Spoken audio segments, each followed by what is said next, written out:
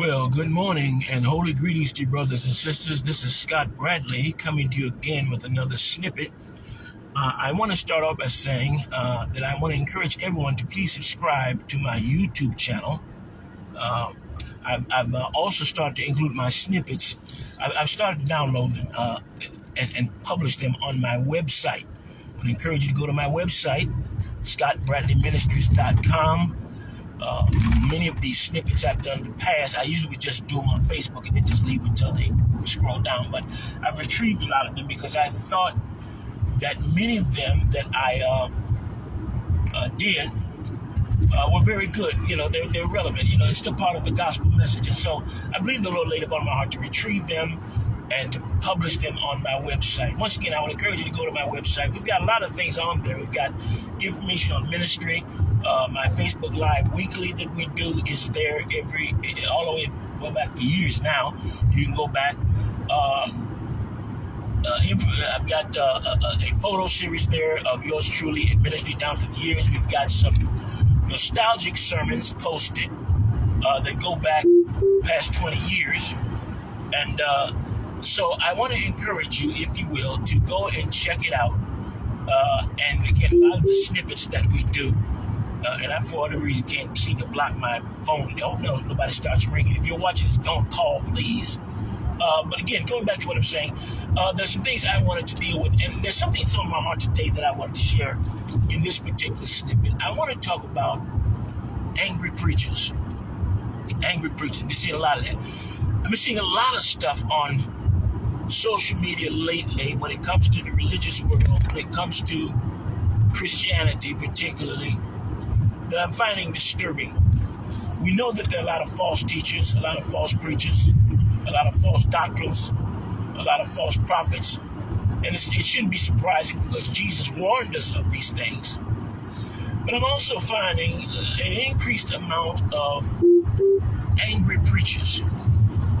Angry preachers. They're just just mad. And they're not preaching the gospel. They're just lashing out at other ministers because it looked to me like many of them have a personal vendetta. And so they're taking this space to attack other preachers. And personally, sir, ma'am, I think you're wasting your time. I think you're just wasting space because you're not benefiting anybody. There is one particular fella, and I just don't like to mention names. I could mention names, I just don't like to. But I think if you around, you pretty much know what I'm talking about. One particular fella, I noticed that he's had to change his critique because the one particular fella that he often attacked has retired. And so he's really not in a high profile anymore for him to attack. But some of the things that he would say were just ridiculous, and the accusations were ridiculous. Calling the man a homosexual, calling the man a pedophile, said the man would go to Africa every year to mess with little boys. No proof of this whatsoever. Here we had a recent situation where one particular fella, one particular pastor has just died, and now there's a fight between his son and his brother as to who's to take the church. All that stuff needs to remain in-house. But again, unfortunately, because of social media, it gets out. And what it has a tendency to do is make the entire church, particularly the organization, look bad. Now, trouble is not exclusive in any organizations. I've said this before, even in snippets and sermons past. You ought to realize something, brothers and sisters. If the devil was in heaven and convinced 1/3 of the angels in heaven to leave heaven, if the devil was in the Garden of Eden and convinced Adam and Eve in paradise to disobey God and leave paradise, if Jesus had 12 disciples and one of them was a devil, you ought to know the devil's coming to church. The devil's in church. They're preachers full of the devil. They're missionaries, evangelists, choir members full of the devil. So, that ought not rock you. That ought not surprise you. That ought not throw you for a loop because they're hypocrites in the church. There are rocks on the highway, and I'm hearing them get up this car, and I'm trying to go down, but oh my God, no one behind the trucks that's dropping rocks everywhere. That's why I'm listening to that noise. Okay, but let me get back to the point. I'm looking at even some of these critics, and I've talked about critics before. And I'm saying to all y'all critics, all y'all just need to go somewhere and shut up. Sit down and get off your weekly whatever you got going. And some of these people, and well, the ones I've noticed, basically they ain't right themselves. One particular fella, wearing stiletto nails. I mean, the man is just gay. The man is just an outright flaming homosexual, and got the nerve to get on there and talk about the church, and a bunch of other stuff that he does. And I really wish. I'm praying that the Lord save the man. I'm praying the Lord would save him. I'm praying the Lord would, sure enough, save him and deliver him from that lifestyle. There's another fellow I was looking at the other day, and why I wasted my time, I can't explain it. But talked about the church, talked about preachers, talked negative, got to cussing. These people obviously are not saved, but they're sweet, they're gay, they got a problem. Obviously, their actions are feminine, and want to sit there and criticize the church, pick out stuff and criticize. Well, that's not really want to talk about it just kind of with that way. But I'm talking about angry preachers. Now, there's one fellow who just talks about everybody. It reminds me years ago, here in the city of Chicago, the man is gone on now. He used to come on TV and the radio every week and just talk about them, call them names. I mean, it almost got to the point where it was entertaining. I used to say with another guy, we sit there and watch and just laugh at him because he called people names. He called the PTL club the People Telling Lies Club. He called Jim Baker Jim Faker. I mean, he talked about local ministers. I mean, and this is all he did. This is all he did. In the midst of a lot of these angry preachers, these preachers that are critics, these preachers that are saying stuff like it was reported to me, these preachers that are picking up on rumors and running with the rumors, most of them have no gospel message. They have no gospel message. Most of them, if not all of them, and none of them that I've heard, have got no biblical message except to try to use the Bible to criticize their anger, their resentment against people. And they're members of the same way.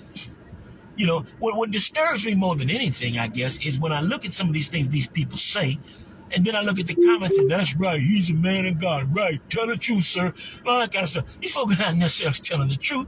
They're just venting their anger and frustration. They're lashing out. I think the best example of ministry is Jesus. I think Jesus was a better preacher than any one of us.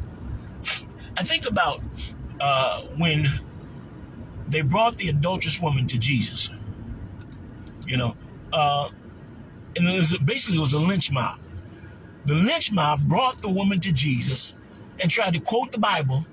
It wasn't the Bible back then. Quote the law to Jesus and said, now Moses said we should stone this woman. She was caught in the very act.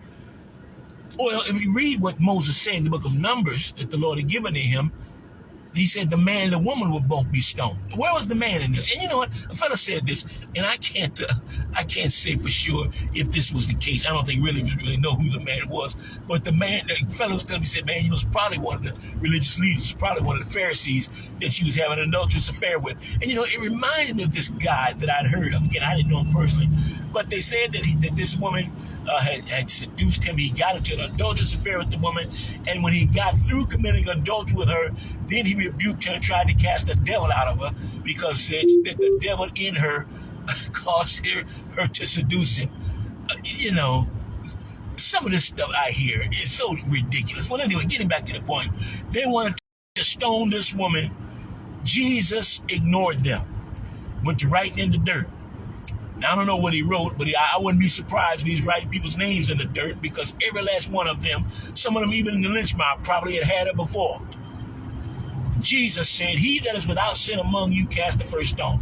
Now, all of them left. What I'm finding interesting is that a lot of you critics, a lot of you angry preachers, you're not without background, sin, stuff that you've done, some things I know about. Not that I want to know, but it's become common knowledge. Some of you that are criticizing, got adulterous affairs in your past, got babies out of wedlock. You are in no position to do anything. You need to be somewhere repenting. You need to come with a humble heart. And the Bible says, if any man be overtaken in a fault, ye that are spiritual, which disqualifies a lot of you all, ye that are spiritual, restore such a one in the spirit of meekness, considering yourself, lest you also be tempted. Now, what is that saying? Just like one person may be weak in an area that you're not necessarily weak in, because all of us don't have the same weakness. You have a weakness. And it's easy to criticize somebody that doesn't have your problem. But you have your problem. You have your thing that you're dealing with. Once again, considering yourself, restore such one in the spirit of meekness, not browbeating, not beating upside the head. Now, you know what? There are folk that really need to be rebuked. And don't get me wrong, I'm not saying they don't need to be rebuked. But if that's your entire ministry, just rebuking, or maybe I shouldn't say ministry, maybe for lack of a better word, all you do is rebuke other people, and you're breeding a congregation that has that same attitude, and there's no love in the people, there's no love in you, there's no love in your message. There's no good news, no gospel in your message. All you're doing is criticizing people and beating people up, and another thing I noticed, and I'm going to close it out with this, at least I think I am. There's an arrogance. Like, you so much better than everybody else. There's an arrogance in what people say. Like, you so right and everybody else is so wrong. There's an arrogance. And, the Bible said God resists the proud. See, you angry preachers have that arrogance, that self-righteousness, that nobody right but you. Nobody saved but you and your folks. You come hard and criticize everything, and you never consider that you have a weakness, and the devil knows it, and the devil is going to find you out. I think all of us need to exhibit a spirit of humility in the presence of our God. There were times when Jesus criticized folk, but there were times when Jesus cried over folk, prayed over folk. The Bible said he was moved with compassion. Who was he hardest against? The hypocrites. The religious hypocrites. Yeah, he was hard. He was hard on them. They deserved it. But the Bible said that the common people received him gladly. Why? Because he ministered. And then the Bible says this: we have a high priest, brothers and sisters, who is touched with the feelings of our infirmities. For he was tempted in all points as we are, yet without sin. I think if we be honest with ourselves, all of us have things that we need to work on. All of us have things that we need to struggle with, things that we're struggling with. All of us have things that we need to get together. And that's why I thank God for his mercy. And I say this all the time: I depend upon his mercy, and I shout and rejoice in the Lord, because his mercy endureth forever. All right, God bless you. I hope I said something today that would cause you to see things, cause us to pray, cause us to get right with God. Stop being such a critic and pray for folks. God bless.